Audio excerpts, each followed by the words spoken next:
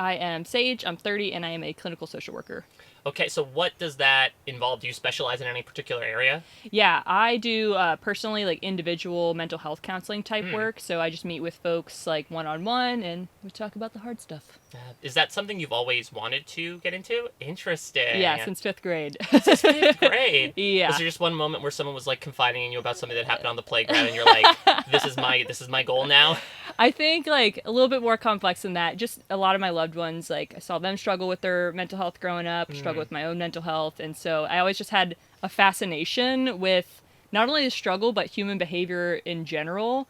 So I've just always been really drawn to it. Well, so what's intriguing is that you had joined the army, right, to get the money to pay for college to Yeah. go. So talk to me about what that decision was like. Yeah, so I grew up in a small like country town in North Carolina. I currently live in Washington Mm-hmm. State, but I have a twin brother, and he's always been super ambitious and like knew he wanted to go to college, knew what he wanted to study. He got accepted to an out-of-state private college, so I already knew like without the family saying anything, and my parents were divorced, but I knew without like anyone saying anything, like we don't have money for that, let alone to Mm-hmm. send two kids to college at once.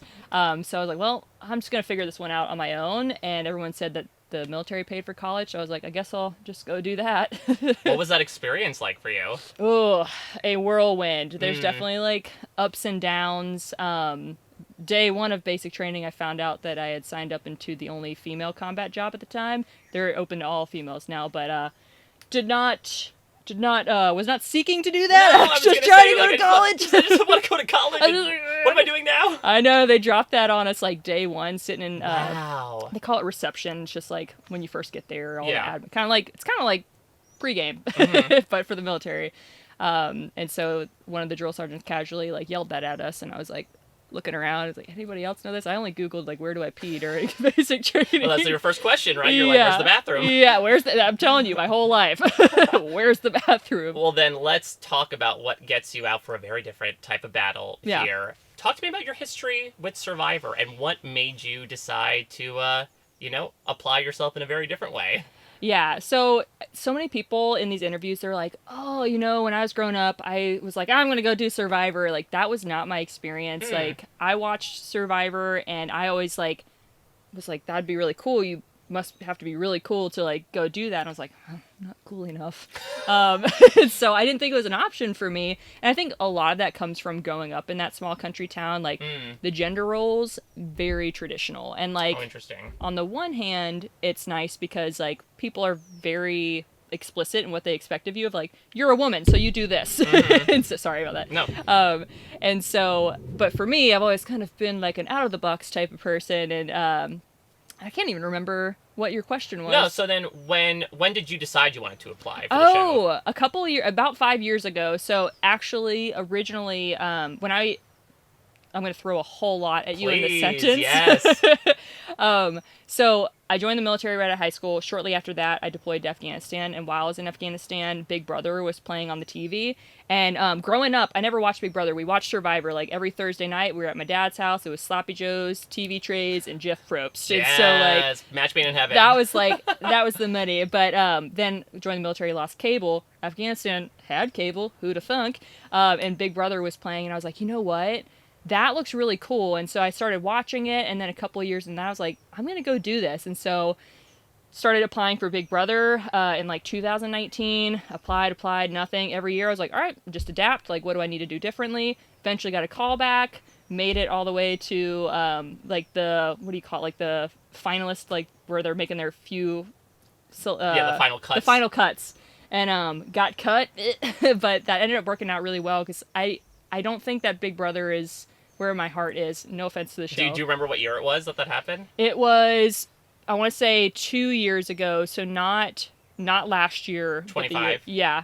Oh yeah. So you could have been in there with Jag and Bowie Jane. I'm a living little it up. petty. I stopped watching it after they didn't like choose me. So and then casting was like, hey, we also cast for Survivor, and I was Interesting. like, first thought was, I already did the military. I'm not doing the rough and tough. And then the second thought was like, damn it, now I have to do it because anytime I doubt myself, Yeah. instantly we're doing the thing. Interesting. So it's just That's wild. Talk about like listening to your inner voice, but then also acknowledging that voice and being like, yeah, but we're still gonna do it. The fact that you have that hesitation gives you even more initiative to push through it. Yes, I think that really comes from like growing up in that town. Like, it's I have this weird thing where I really like stuff that is like hard and challenging, and like I had a lot of resistance for it like most of my life, and Mm-hmm. then once I started just like kind of embracing, I was like, oh, turns out this is kind of really fun, and I love surprising people. So even when I joined the military, I didn't tell anybody, and like I walked across the stage for our high school graduation, and they announced what everyone's going to do after high school because there was only like I think like 30 of Oh us. Yeah, wow. our school was like an old like redone cotton mill, like very small. The town has a couch, or not a couch, that'd be nice, a church or a cow field on every corner, like super small It's their town. Starbucks. Yeah, no Starbucks. I don't think. I haven't been back there in a while. But anyways, oh my god, Walking in graduation. yeah, Yeah. thank you so much. Walking in graduation, they were like, Sage is gonna go on to be a cosmetologist. There's a backstory there. However, no one asked me. They never asked me what I'm gonna do, and so I'm sitting there on the stage. I'm like, I'm like shipping off to boot camp in like 6 months. Like, I don't know who told you that, but it wasn't me. Well, let's look back on Survivor history here. Give me one winner and one non-winner who you identify with the most, either personally or strategically.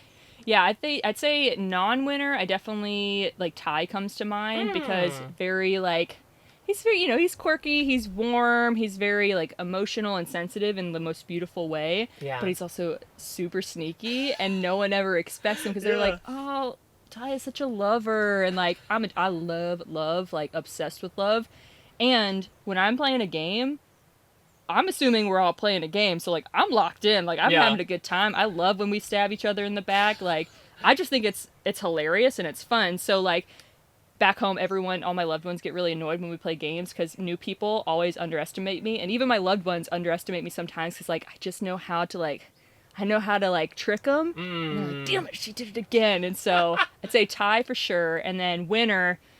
I love Maryanne. Like Hmm. she is the epitome of leading with your spirit, and like I love that. I love that phrase. yes. Well, so many, I mean right off the bat everyone assumed like, oh, she's young, she's naive, she's all smiles, like Yeah. she's not real, like she doesn't life's never been hard to her, Mm-hmm.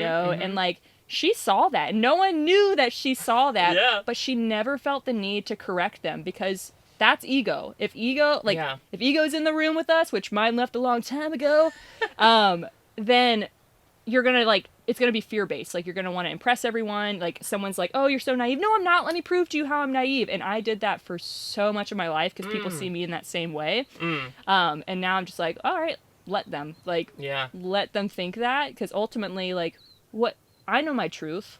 Who if you don't want to get to know me, I'm not gonna waste my time like trying to tell you who I am. Mm. What is your favorite moment in Survivor history? Is it anything from the two people you just mentioned? Actually, yeah, Maryanne, because even she played the game throughout, but and I'm not gonna remember names, but there's that one tribal council where she looked around and she saw all the people voted out were people of color, and Mm-hmm. she in that moment was like, I have to put game aside. I have to be a person, and like she stayed true to her values. She stayed true to like what's important to her, Yeah. even at the expense of her own game. Like that could have easily cost her, but she trusted her gut and she said, "You know what? Like my insides are saying like I need to stand up right now and I need to be a voice." And that takes such courage and Yeah. bravery. Every time I think about it, like I just want to sob because it's just like that's so real, that's so human. So I'd say that's definitely like top 3. Well, talk to me about that because again, you admired the fact that she was able to let the person shine through instead of the player in that moment. But then you also mentioned a little bit ago, like, oh, I'm ready to hit the beach. I'm ready to do everything. So Yeah. how much are you all anticipating sort of finding that balance? Because your career is all about connecting with people on a very human level. Now you have to throw in the idea of, oh, these are people that I'm also going to crush their dreams in the process in pursuit of my own. Yeah, I say it like it's easy. I know it's not going to be easy. Like I'm not naive to that. Like Mm. I know probably the first tribal council I go to, like whoever's voted out, I'm probably going to cry, and I'm okay with that. Like it's Yeah. fluid from your eyeballs. Like I don't know why everyone's so up in arms about tears and associating it with weakness. I'm like that's weak. But so I think balance, yes, is the key, and stabbing people in the back doesn't have to be at the expense of like I don't even know how to put it into words. Like don't want to like trash talk anyone too much, but I didn't respect Rome's game in that sense of like it became very personable at the advantage of his like trying to save himself. It felt very ego based, and like I have a lot of empathy for Rome because I could see a lot of parts of myself, like past self in him. But I feel like there's a line, and like making up straight up lies about someone's character is like that line for me versus like Genevieve. It was very like quiet chaos. It was very like subtle chaos. It was very like, I'm gonna get you questioning, but I don't have to do it at the expense of somebody else. That's not to say that I might not like throw suspicion on people, but there is a line, and I feel like my gut like knows when that line is reached. What was your prep process like coming out here? Because again, this is sort of your second opportunity to do it. Did that prep change at all between, you know, when we talked in 2024 and now in 2025? Yeah, totally. Everyone on these are always like, I was working out like 6-7 days a week. I didn't do any of that. I went to physical therapy. I don't know. Can I say I ate some shrooms? Like, that helped enormously. I mean, you talk about trying to get into good mind, body, and spirit. Yeah. Big focus on that last one. Well, I mean, the thing is like, if you look at the game, it doesn't matter if you're the most physically fit. Like, it matters, like, can you persist to the end? And so even in the military, I never did sports growing up. When I got to the military, I could only do one push-up. Very problematic because you have to do way more than one push-up. And so you're like trying to do it, and they're like, one. And so I would stay up after everyone was asleep, and I'd be next to my bunk, like working on push-ups and asking people like, how do you do a push-up? And so my process prepping for this go around was very like exactly what you said, mind body. Like, how do I connect to self? Because for most of my life, I'm not gonna lie, like not connected to self, because growing up in that small town, like everyone's like pushing you in this lane. Even there was one time I was at the gym and I was asking this guy for we had been kind of working out together, and I was like, hey, I wanted to get stronger. And I was like, how do I do this thing? He's like, well, you're a woman, so you really want to be doing like high reps and, you know, like low weight so you can get those curves. And in my head, I'm like, you didn't ask me what I want. Like, I'm trying to get ripped. Like, I'm trying to kick your ass. Like, you know? And now I want to do it even more after what you just said. Exactly. But when that's like your conditioning growing up, that becomes a part of your like understanding of self. And so my self was always second. It was never like in my face. I didn't know what that self relationship was like. So this past year, that's been my sole focus. So Shrooms, I took some singing lessons because breathing, diaphragm, connecting to body. Ooh. I can't do it in Plus, the like... you know, if people are bored, you could, you know, do a nice little repertoire of music. So. Oh, I didn't say I could sing well.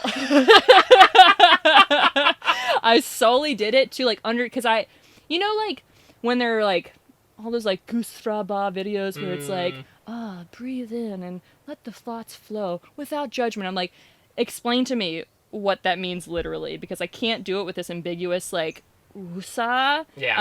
So I had to do it in a very like hands-on sort of way of like, how do I know when I'm breathing through my diaphragm? Like, what does that feel like? How do I practice it? And singing is like a great way of doing that. So singing lessons, Shrooms, physical therapy. I'm hypermobile, so that's problematic. My joints can do weird stuff, and that's prone for injury out here. And then, therapy, so. There we go. Yeah. Well, on that note, you know, you just named perhaps a superpower of your own, but give me your biggest superpower and piece of kryptonite that you're bringing into this game. Yeah, I'd say, God, I thought about this one too. I knew it was going to be like, as soon as he asked me this, and I was like, superpower-wise, I would say, like, my emotions, and I love that that's my superpower now, because growing up, I was taught to, like, be so ashamed. Right, yeah. Like, oh, she's crying, typical woman, but then in the military, it's like, man up! Like, you know, so very confusing messages, and it made me just, like, want nothing to do with emotions altogether. So lots of disassociation, lots of just, like, shame if I did feel an emotion, and God forbid I express it.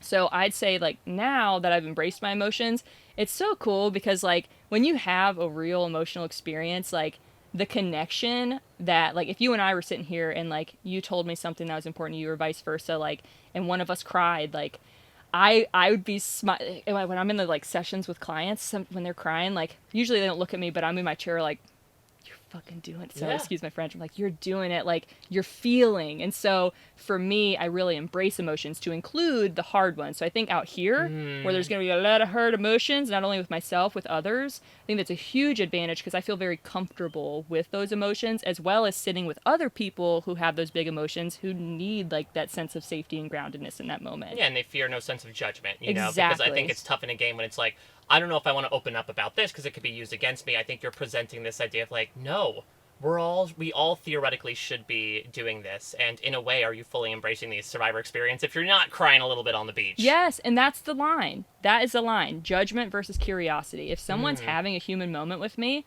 I'm going to be a human with you. Yeah. Like, that can be separate from game. Like, I'm still probably going to vote you out, but like in that moment, Don't get it twisted. yeah, I'm with you. And some people, I think that's where people are going to really clock me wrong, is because I can be so like in the moment with people. I think they're going to think that like gives me a sense of like obligation to them, of like, oh, Sage is going to like maybe feel bad for me, or she's going to feel really like too like she's going to feel too guilty to vote me out because we had that moment. And it's like, no, that moment I will always cherish and love it. I'm going to vote you out. And we can talk about it after if that brings up feelings for you. But, like, that's your responsibility to manage those feelings. Like, not mine. Yeah, would that be your kryptonite then, or do you have something else that... No, I think a lot of people would think that's my kryptonite. My kryptonite would be impulsivity. Like, I can get so, like, bubble up with excitement. But I've really been working on that this past year, just learning how to play the long game. And I've learned it's super fun, like, to have this information of, like, even when I got back from 47, I was getting my hair cut, and my hairdresser was, like, making small talk, and she's like, she's not really my hairdresser, I met her, like, twice, but, like, she's like, oh, so you watch any shows? And I'm like, yeah, you know, I watched, like Survivor, things like that. She's like, I love Survivor. I was like, oh, really? Are you watching 47? Like, what do you think? And, like, she's just telling me everything she feels about 47. I even got a haircut from her right before I left, and I was like, so, like, if you were on Survivor, what would you do your hair as? And then she tells me, I'm like, what about me? She's like, I'd keep it as this. I'm like, thank God, I can just keep it as... So I'm just, that's the long game of, like, I know how to, like, be very intentional about the words I use with people. Language is so important, and I love it for that, like, fact. Like, I love just looking up definitions sometimes. Even last year, you used a really nice word. I think you said that I was genial or something like that. Thank you, yeah. I wrote that down. As soon as I got home, I Googled that, and I was like, wow, thanks. But my kryptonite would be, if that impulsivity, because, like, at the end of the day, we're out here, we're going to be struggling. If something's exciting, like, you want to connect with somebody, if you have information, and maybe in that moment it's like, ooh, do I share this? Right.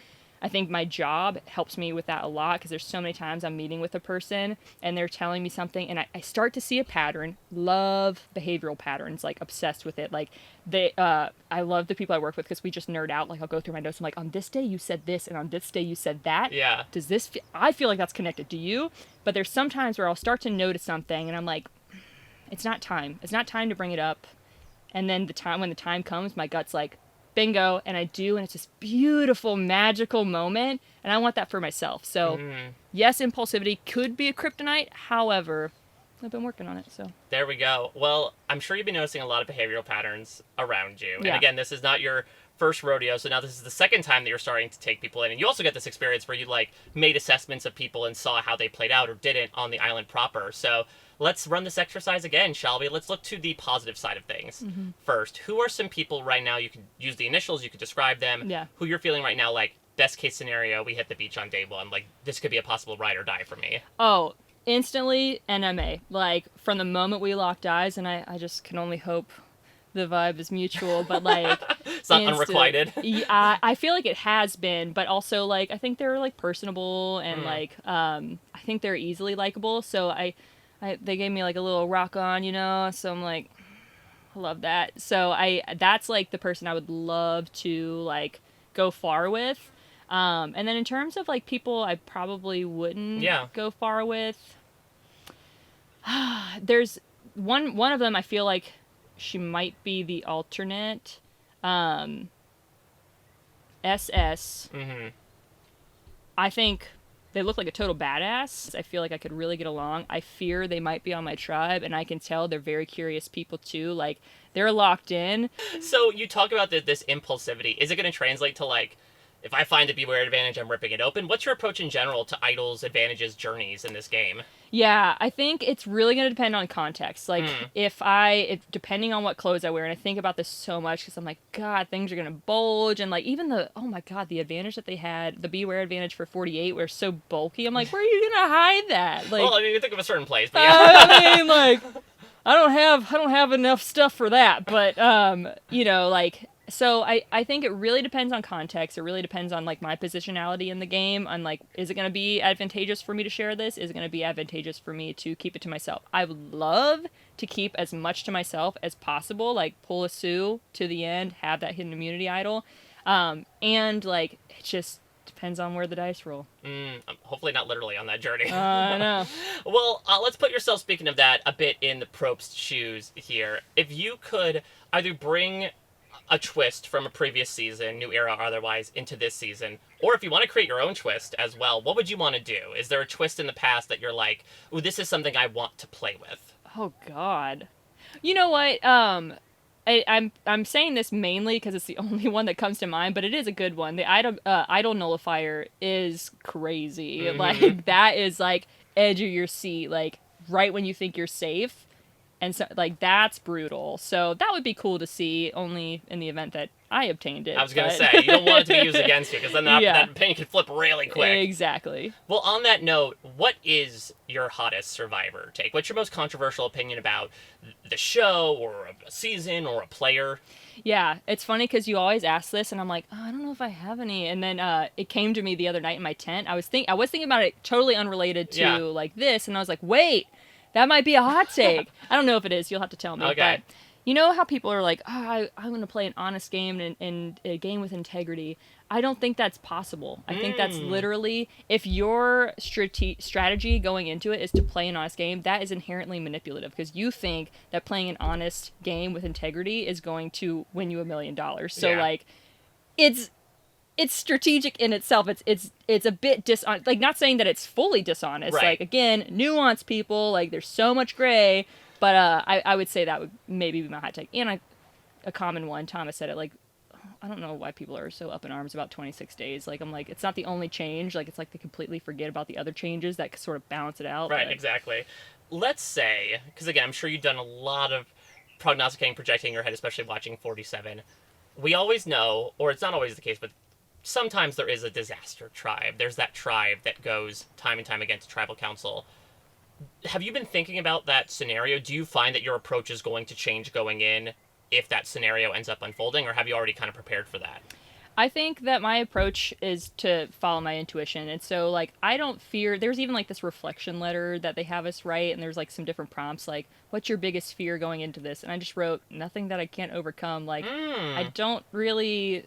I'm okay with fear. Again, I'm okay I was going with to say, that. it's your motivator, essentially. Yeah, it truly is. Like, anytime somebody, like, says no to me, or, like, well, depending on context, of course, but, like, anytime someone, like, rejects me or tries to make me scared, it just, like, is fuel. So I Yeah. kind of love it. So if I were to be in that situation, it would suck. Like, don't get me wrong, like, I'm gonna feel all the things, but also, like, I trust myself, and I trust that I can get through it. So I don't have, like, a hard strategy for you in that. It's really gonna be dependent on the variables, but I trust that I'll figure it out. Well, I want to talk about one big variable here. When it comes to a jury, I mean, what's so interesting about this format for 25 years is the fact that you can vote for somebody based on unlimited criteria, right? Likability, relationships, resume, story, the list goes on. At this point, I'm sure you're projecting yourself like, I'm going to win. I don't even need to think about the jury. But if you were to sit on the jury, at this moment, is there like a core tenet that you would use primarily in voting for somebody coming into this? If I were a juror, I would vote based on blank. Yeah, I would vote based on, like, someone's ability to own it. Like, I hate when, like, there's fluff answers of just, like, what does this person want me to say? Like, you of course can, like, cater your answer a bit to, like, maybe your tone or the way you convey something, but, like, the core of the answer, if it's not honest, if it's not authentic, like, you've lost my vote. Like, Yeah. if you stabbed somebody in the back, own it. Like, of course I stabbed you in the back. It's a game. Like, I love that. So I love people who can just, like, say exactly, like, what they did, why they did it without shame. And also, you know, you can acknowledge the person's emotions that's asking, but, like, that doesn't mean that you have to, like, people please in that moment. Well, you know how I finish things off here. If you could bring a celebrity or a fictional character out as a loved one, who would you pick? Do you remember who you picked last year? Oh, absolutely. And your response to my answer just further solidified it. So absolutely, Nick from New Girl, Yes. as you pointed out, like he used that towel, shared the towel with Schmidt for God knows how long, so he can rough it, he can tough it. He's creative, he's innovative, he's fun. I'm looking for people who can have fun. He's adaptable, so like it's a no-brainer. Yeah, I think it would be incredible. I think especially if you brought him onto like the sanctuary, he would just luxuriate and like, oh my God, look at all these fruits. Yeah. Oh, absolutely. He'd be a blast. Yeah. So I mean, how are you feeling right now in terms of? I know that's obviously how we started, but in terms of finishing this session in a manner of speaking, like the fact that you are now looking upon this opportunity kind of coming to fruition, you've put in the work. You know, you've already kind of still living in that headspace from last year. What's sort of the emotional cocktail that you're drinking down at the moment in preparation for a second trip to Fiji? Yeah, it's gonna sound weird, but I feel incredibly calm, and I mean that very genuinely. I couldn't tell you exactly why. I could tell you why I think, but I feel calm. Yeah, I mean, and listen, it's been a good streak of, you know, alternates coming onto the show between Rachel, Shaheen, Austin was an alternate for 45, so you're just going to keep the trend going. Gonna keep it going until all the future alternates, like, heart goes out to you, like, you got this. Just keep going, don't give up, whoever you are. That was like your Jeff apply to be on Survivor plug. Apply now to be on Survivor. This is RHAP. We know reality TV.